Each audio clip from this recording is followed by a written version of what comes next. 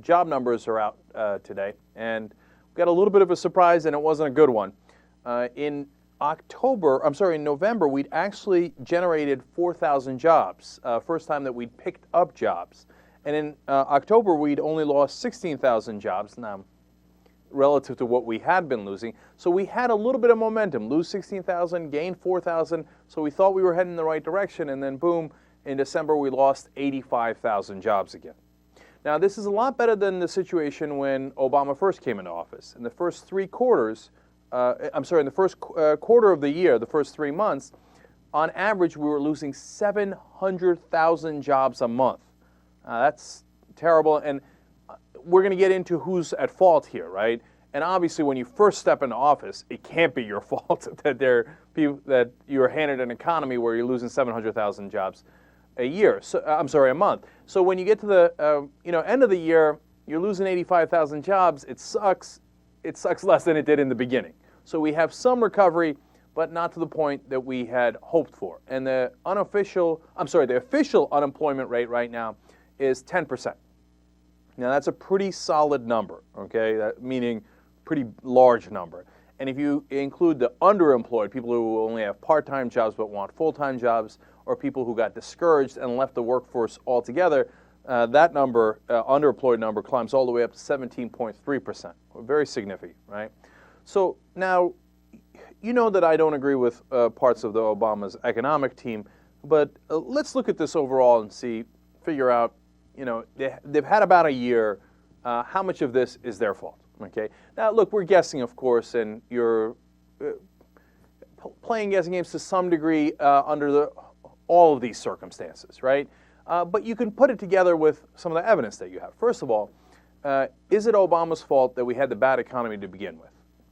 You'd have to be the most ridiculous partisan, meaning 98% Republicans, to say that it was his fault in the beginning. He got handed an economy that was in an absolute free fall.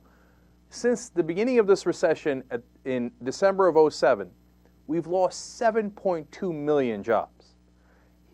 Obviously, Obama didn't start the problem in December of 2007, right? That makes no sense whatsoever. So, and as he gets into office, you see we're losing jobs by the bucketful, and it's 700,000 a month, and then it gets better and better as the year gets along. Now, the unemployment rate keeps increasing because you're still having more and more people lose their jobs.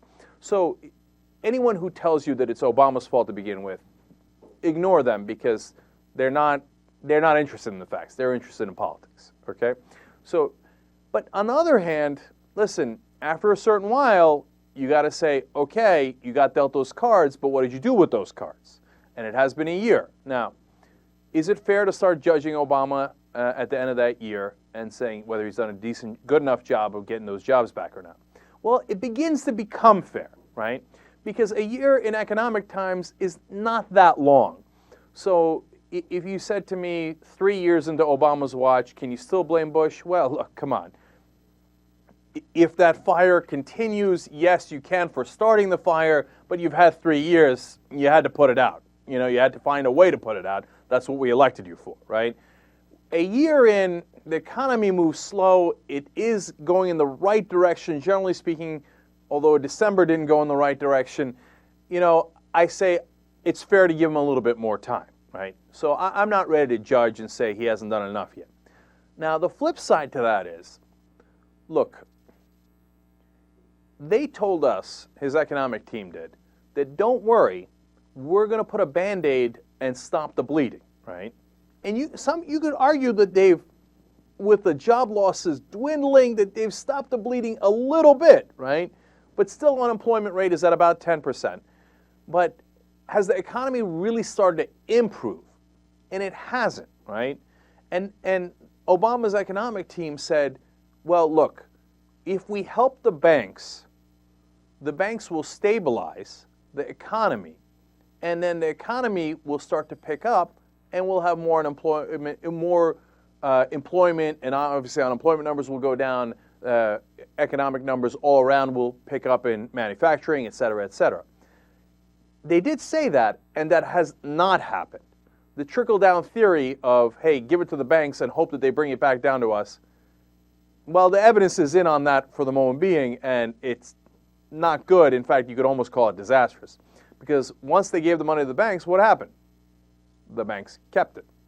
That's why right now some of the top banks in the country are showing record profits and taking record bonuses.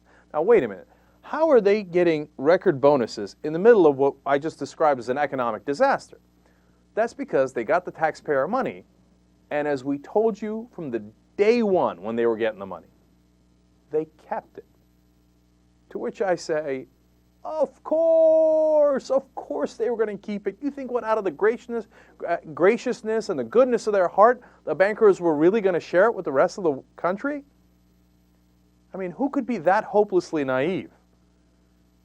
If you give it to the bankers to stabilize the economy, you should have done at least two things with it. One, say, here's what you must do with the money.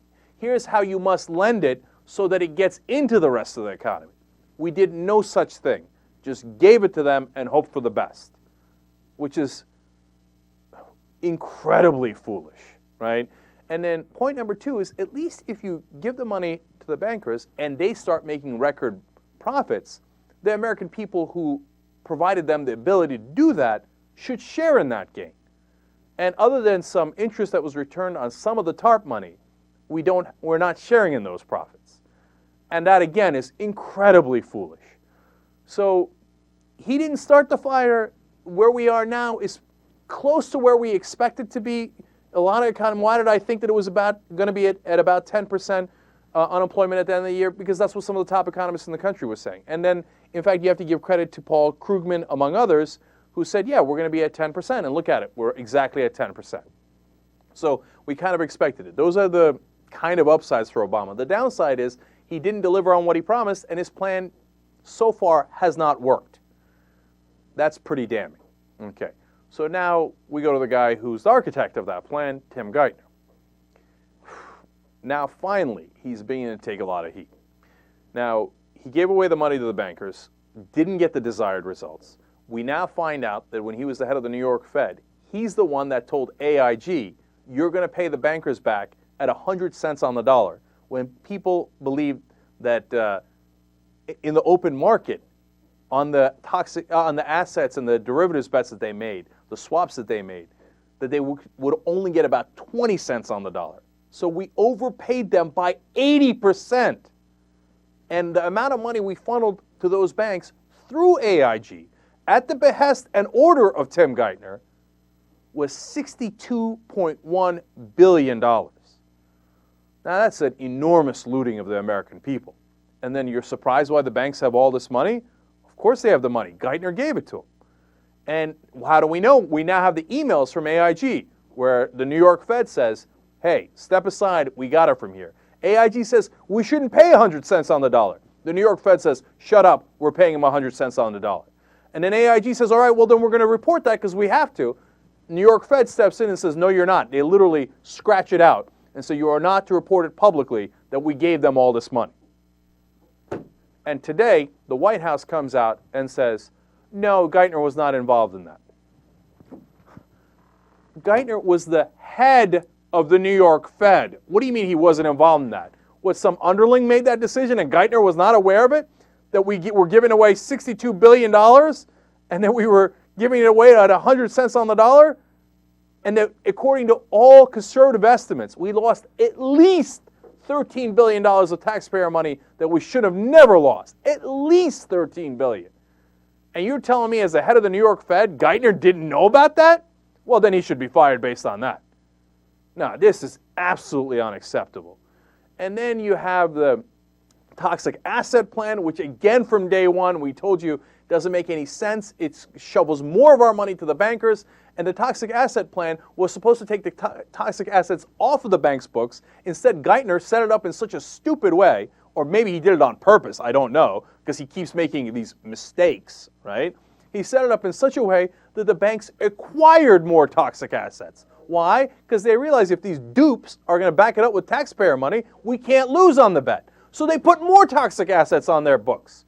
And, you know, that is two of the scandals of late. But then, you know, we've covered about 8 other Tim Geithner scandals and screw-ups. Before that, for the last 2 years, Henry Blodgett one of the more respected economic voices in the country, saying Tim Geithner's got to be fired. Look at an endless streak before he got into the administration and then after he got into the administration of 2 years of screw up after screw up. I mean, how much more of this can we take? And finally, after the progressives have been pointing this out about Geithner, some conservatives have stepped in. Republicans like Darrell Issa and to some degree Chuck Grassley are saying, hey, you know what? Maybe we should question Geithner. Of course you should question Geithner. He's the #1 problem. And then finally, Barney Frank says today, all right. You know, we've been doing House hearings on what went wrong on AIG. We'll finally invite Geithner to come and talk. You were having hearings on what went wrong in AIG, and you didn't invite the guy who, when he was at the New York Fed, told AIG what to do with the money, and then when he was at the Treasury, at the Treasury Department as the Treasury Secretary, told AIG what to do with the money. You didn't think to invite that guy? So finally, Frank is going to invite him. Look, you got Democrats coming after him. You got Republicans coming after him. You've got almost all the top economists saying he hasn't done this right. And then finally, what I said in the beginning, the proof is in the pudding. The economy has not improved the way that Geithner said that it would if we gave the banks the money. The economy's stagnant. The banks are richer. Mission not accomplished. At what point do you fire this guy? I mean, for me, it was, 9 months ago? Okay? But today, come on, bounds of reason, let's go.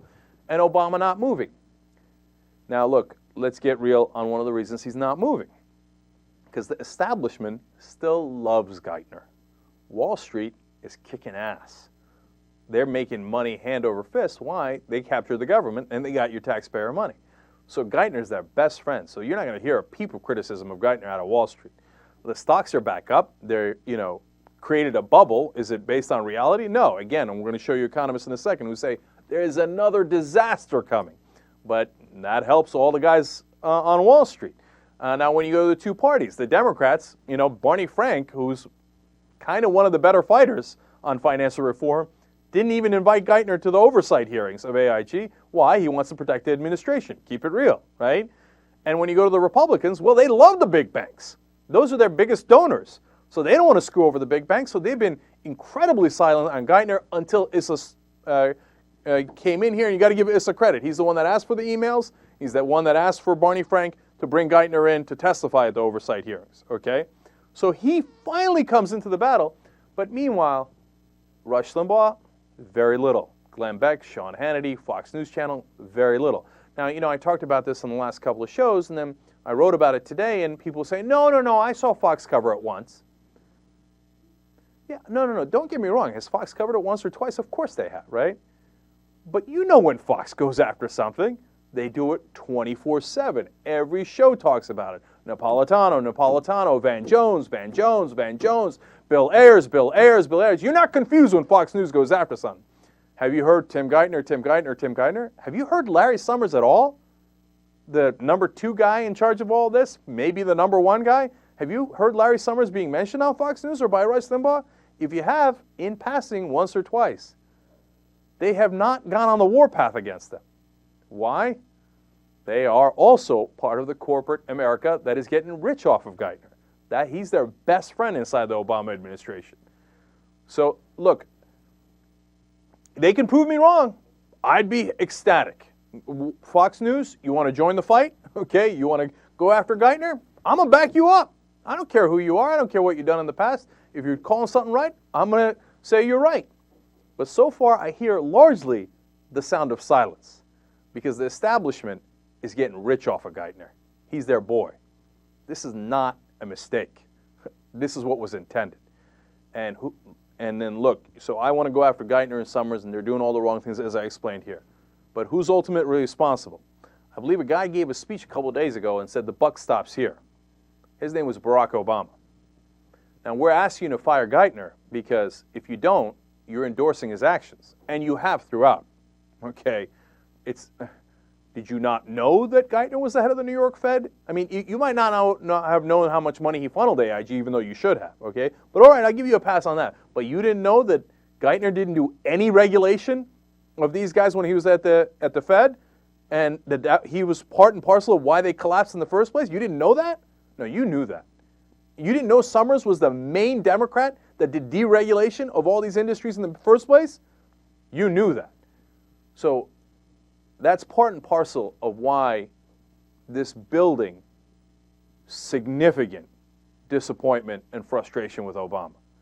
Because if we wanted to elect a guy who was going to protect the establishment at the cost of taxpayers and the American people, we could have just elected a Republican.